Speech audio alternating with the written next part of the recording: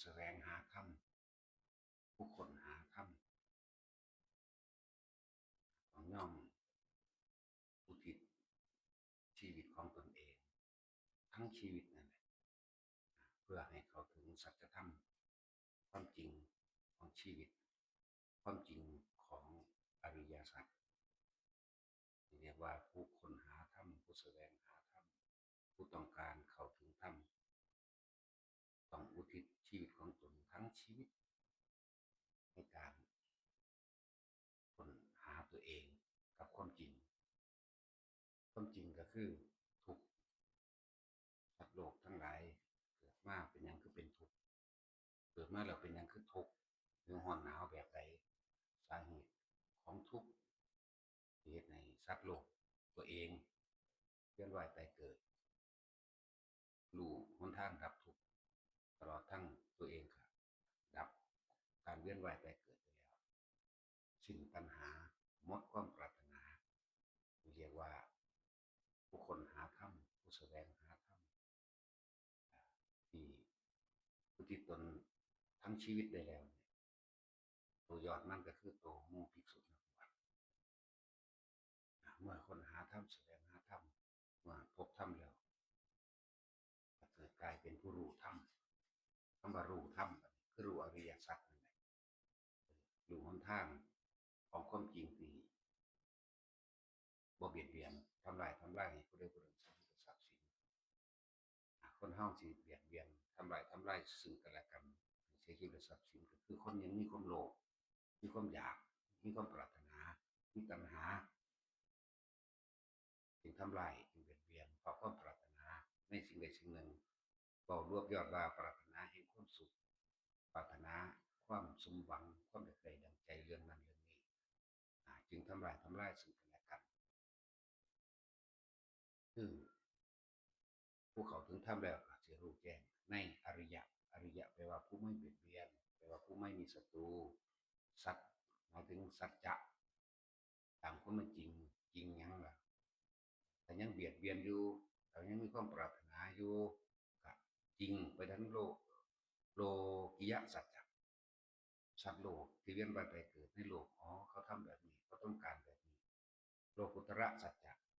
คนที่หมดความปรารถนาก็มีตัณหาก็ท่านอีกต่อไปแล้วเรียกว่าเป็นผู้อยู่เหนือการกระทำของสัตว์โลกทั้งปวงเรียกว่าโลกุตระสัจ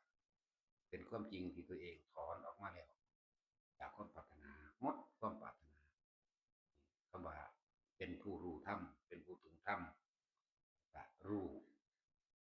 สาเหตุแล้วรู้ทุกข์แล้วแล้วก็ดับทุกข์ได้แล้วดับความเกิดของเองหนทางแห่งการแสวงหาหนทางแห่งการค้นหาหรือแนวทางแห่งการปฏิบัติก็รู้แก้ในทางอันนั้นเรียกว่ามรรคแปลว่าทางมี8 อย่างมีทัศนคติมีความเห็นถูกต้องตามความเป็นจริงว่าสัตว์โลกการกระทำสิ่งใดสิ่งหนึ่งก็แล้วแต่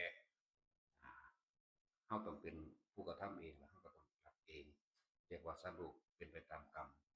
เห็นตามความจริงว่าบ่มีสิ่งศักดิ์สิทธิ์ใดบ่มีเทพเจ้าบ่มีสิ่งใดดลบันดาลให้สัตว์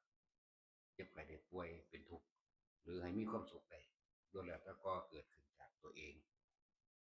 เห็นตามความจริงว่าทุกสิ่งทุกอย่างบ่จีรังยั่งยืนเป็น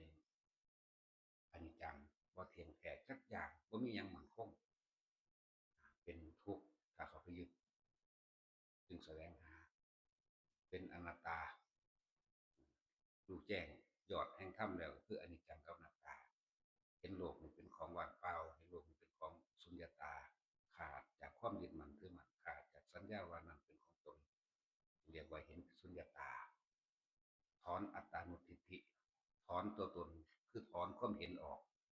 เมื่อถอนความเห็นออกบ่ไปยืนยันบ่ไปตัดสินบ่ไปผิดไปถูกบ่ไปบุญบ่ไปบาปบ่ไปดีบ่ไปเลวโดยการกระทำทางเจตนาทางจิตบ่มีอีกแล้วเรียกว่าถอนอัตตานุทิฏฐิ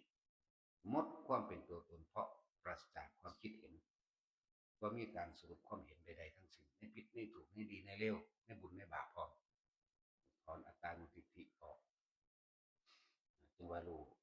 อริยสัจสี่และรู้หนทาง เว้นไว้แต่เกิดคือมรรคมีองค์แปดสัมมาทิฏฐิต่อไปก็สัมมาสังกัปปะดำริแปลว่าคิดในขณะที่ตาเห็นหูได้ยินก็ย่อมคิดไปในทางที่มันเป็นความจริงเป็นอนิจจังเป็นอนัตตาเป็นสัจโลกเป็นไปตามกรรมสัมมาวาจาก็เว้าอิหยังก็ตามพูดสิ่งใดก็พูดแต่ความจริงสัมมากัมมันโตกระทำสิ่งใดก็ตามบ่ว่าทางกายและวาจาต้องกระทำตามความเป็นจริงมีความเพียรตามความเป็นจริงประกอบอาชีพโดยสุจริตบ่มีอาชีพใดที่เข้ามาผลโดยเป็นเบียนให้ผู้ใดผู้หนึ่งเสียชีวิตทรัพย์สินสัมมาสติระลึกนึกทบทวนในแม้กระทั่งว่าถ้าผู้เขาถึงทำแล้วรู้ระลึกนึกทบทวนว่าอันนี้ควรอันนี้ไม่ควรมีเอกว่าสติสัมมาสติระลึกควรหรือบ่ควรอุปนิสัยคนผู้นี้เป็นแบบนี้อุปนิสัยเป็นแบบนั้นบ่แค่นั้นบ่แม่นแค่ว่าสติสำหรับตรงนี้บ่แม่นแค่ว่าสำนั้นควรบ่ควรตามยุคตามกาลสมัยเวลาต่างๆมันก็เป็นสมาธิพอจิตมันก็ตั้งมั่นดีอยู่แล้วนี่คือหนทางที่จะนำออกมาบอกมาแนะแนวให้กับผู้อื่นได้